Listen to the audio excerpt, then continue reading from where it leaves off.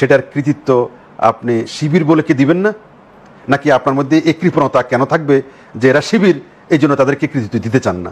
আপনি পারান নাই, সে পারছে, হ্যাঁ আপনার সহযোগিতা তো অবশ্যই ছিল, কিন্তু সে যে কৌশলটা নিছে সেই কৌশলটা তো আপনি নিতে পারেন নাই। হ্যাঁ, শুনতেছি তো অনেক কথা পত্রপত্রিকা, আপনাদের মিডিয়ার বদৌলতে শুনতেছি 158 জন সমন্বয়কদের মধ্যে প্রায় 108 জন সমন্বয়কই নাকি শিবিরের নেতা বা দায়িত্বশীল ব্যক্তি, বা তাদের যে রোকন বা তাদের যে গুরুত্বপূর্ণ ব্যক্তি শিবিরের।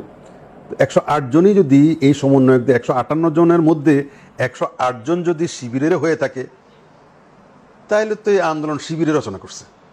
আপনাকে তো সেটাভাবে এটা বলতে হচ্ছে।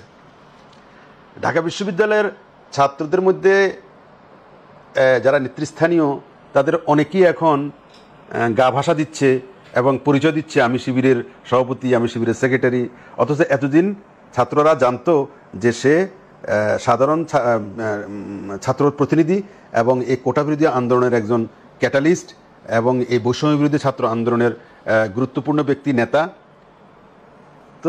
তো এখন এই যে শিবিরের এই যে কৌশলটা, এটা নিয়ে প্রশ্ন এখন দেখা দিচ্ছে অনেকের মধ্যে। এখন আপনারা অনেক কথা তো শোনা যাচ্ছে বাজারে, কেউ পক্ষে বলছে, কেউ বিপক্ষে বলছে। আপনি যদি এখন বলেন যে গত 18 বছর যাবৎ রাজনৈতিক দল হিসাবে, মাঠের রাজনৈতিক দল, পার্লামেন্টের ভিতরের রাজনৈতিক দল, কম বেশ সবাই আওয়ামী সরকারের বিরোধী ছিল, শুধু 14 দল ছাড়া।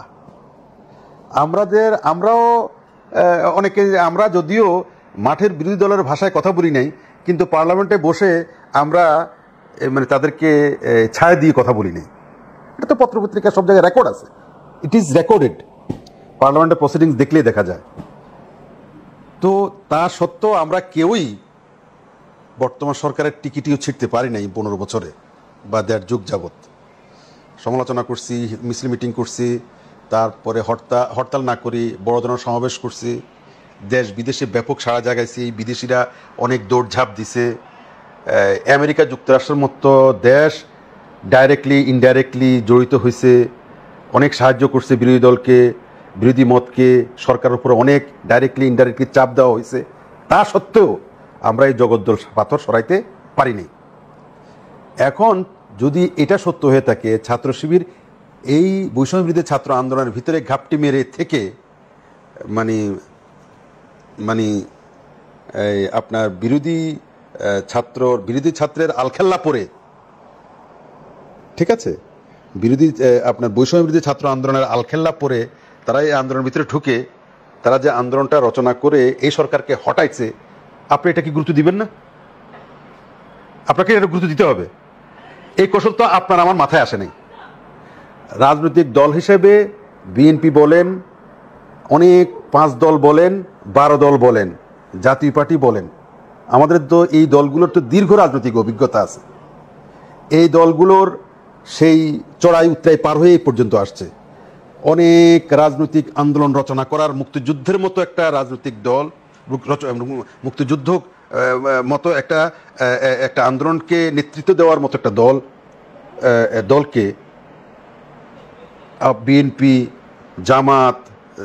জামাতের যে মেইন বলবো, জামাতের কথা এখনো বাদ দিলাম, জামাত যেহেতু শিবিরের সাথে ট্যাগড, বিএনপি, 5 দল, 12 দল এবং পার্লামেন্ট ভিতরে জাতীয় পার্টি, সবারই ডাইরেক্টলি ইনডাইরেক্টলি বক্তব্য একই ছিল যে আওয়ামী লীগ সরকার ভালো করছে না, তারা স্বৈরাচারী, ভিন্ন মতের এখানে কোনো ভ্যালু নাই, ভিন্ন মতের কোনো স্থান নাই, জায়গা নাই, গণতন্ত্রের কোনো এখানে নামগন্ধ নাই, নির্বাচন এখানে নির্বাসিত।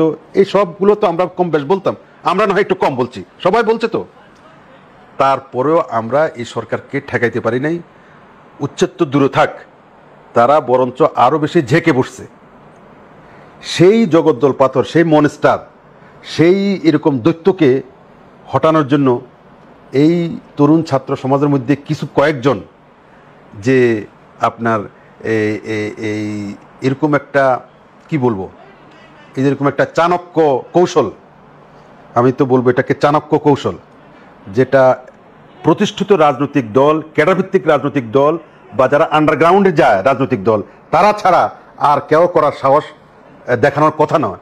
এই ছাত্ররা, বিশ্ববিদ্যালয় পড়ুয়ার ছেলেরা সেটা দেখাইতে পারছে এবং সফল হয়েছে, একটা সফল রাজনৈতিক আন্দোলনকে রচনা করছে এবং রাজনৈতিক সফলতার গতিমুখ ঠিক করছে এবং সফলতার চূড়ান্ত পর্যায়ে গিয়ে তারা নিতে পারছে। সেটার কৃতিত্ব আপনি শিবির বলে কি দিবেন না? নাকি আপনার মধ্যে এই কৃপণতা কেন থাকবে যে এরা শিবির, এই জন্য তাদেরকে কৃতিত্ব দিতে চান না? আপনি পারান নাই, সে পারছে। হ্যাঁ, আপনার সহযোগিতা তো অবশ্যই ছিল, কিন্তু সে যে কৌশলটা নিছে সেই কৌশলটা তো আপনি নিতে পারেন নাই। সে কৌশলটা তো আপনি নিতে পারেন নাই। আপনার যে ছাত্র সংগঠন আছেন তারা নিতে পারে নাই, আপনার যে ছাত্র সংগঠন আছে তারা নিতে পারে নাই, এরা নিছে। সুতরাং আমার মতে বিড়াল কালো কি ধলো এটা জানার বিষয় না, বিড়াল ইঁদুর মারে কিনা এটা হলো বিষয়। এখন কে আন্দোলনটা রচনা করছে, সে কি শিবির, সে কি টুপিওয়ালা দাড়িওয়ালা, নাকি আলখেল্লাওয়ালা, নাকি টাই পরাওয়ালা, না পাঞ্জাবিওয়ালা, এটা দেখার বিষয় না। দেখার বিষয় হচ্ছে আমাদেরকে সেই গাছের ফলটা কে পেড়ে এনে আমাদের হাতে দিছে, এটা হলো দেখার বিষয়। সেটা এরা করছে, সুতরাং এদেরকে আপনি এই কৃতিত্ব তাদেরকে দিতেই হবে না। এখন যারা দেখতে না তার চলন বাঁকা। আপনি এখানে তো সামনে যে রাজনীতিটা হবে, আপনি একটু সামনে যে রাজনীতিটা হবে এটা তো পাওয়ার পলিটিক্স। সামনে রাজনীতি হবে ক্ষমতা যাওয়ার রাজনীতি, আপনাকে এটা বুঝতে হবে। তো ক্ষমতা যাওয়ার রাজনীতিতে কে আগায় আছে কে পিছিয়ে আছে এটা ফ্যাক্টর হয়ে দাঁড়াবে। এখন মনে হচ্ছে যেন যে জামাত ক্ষমতার রাজনীতি এগিয়ে যাচ্ছে শনয় শনয়, এটা মনে হচ্ছে। এটার পরিণতি কোথায় গিয়ে ঠেকবে সেটা আমি জানি না, আপনিও জানেন না, কিন্তু এটা মনে হচ্ছে বলেই তো আজকে এই শিবিরের যে 108 জন বলা হচ্ছে যে 108 জনই শিবিরের নেতা যারা এই ছাত্র আন্দোলনকে নেতৃত্ব দিছে, তো তাদেরকে অ্যাপ্রিসিয়েট না করে আপনি তাদেরকে নিন্দা করছেন শিবির বলে, যে এবং তাদের নৈতিকতা নিয়ে প্রশ্ন উঠাচ্ছেন। এটার মধ্যে তো কিন্তু তো আছে। কিন্তুটা কি? কিন্তু সে পাওয়ার পলিটিক্স। কারণ আগামী দিনে আপনার রাজনীতিতে প্রতিষ্ঠিত থাকার এবং পাওয়ারে যাওয়া না যাওয়ার বিষয় এখানে জড়িত। এই জন্যই আপনি এটা আপনার গাত্র দেওয়া হচ্ছে, নাহলে অন্য কোনো কারণে গাত্র দেওয়া হইতো না। আজকে যদি শিবির জামাত যদি মানে আগামী দিনে পাওয়ার বিডার হিসেবে আবির্ভূত না হইতো, তাহলে নিয়ে মাথা ঘামাইতো না, কেউ মাথা ঘামাইতো না।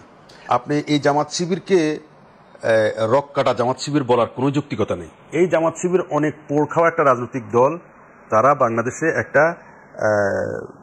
একটা বিএনপি, জাতীয় পার্টি, এমনকি আওয়ামী লীগ, যখন আওয়ামী লীগ ভালো ছিল বা ভালো থাকবে, একটা অপরাপর মেইন স্ট্রিম রাজনৈতিক দলের মতোই একটা রাজনৈতিক দল। পার্থক্য একটাই, এরা ইসলাম নিয়ে বেশি ঘাটাঘাটি করে, ইসলামের পলিসিকে নিয়ে বেশি প্রায়োরিটি দিতে চায়, মুসলমানদের স্বার্থ নিয়ে বেশি তারা চিন্তা ভাবনা করে, ইসলামটাকে প্রায়োরিটি দিয়ে ইসলাম প্রতিষ্ঠিত হোক এটা চায়। তার অর্থ আবার এটা নয় যে জামাতে একদম ক্ষমতা আসার পরে সবার রক কাটি ফেলবে, মহিলাদেরকে সবাইকে একদম বোরকা পরায় ছাড়িয়ে দিবে এবং আপনার বেবিচার হইলে একদম সঙ্গে সার করে ফেলবে, তারপরে আপনার সমস্ত সরাইখানা বন্ধ করে দিবে রাতারাতি। এটা ভাবার কোনোই যুক্তিগত নাই এবং এটা হবেও না।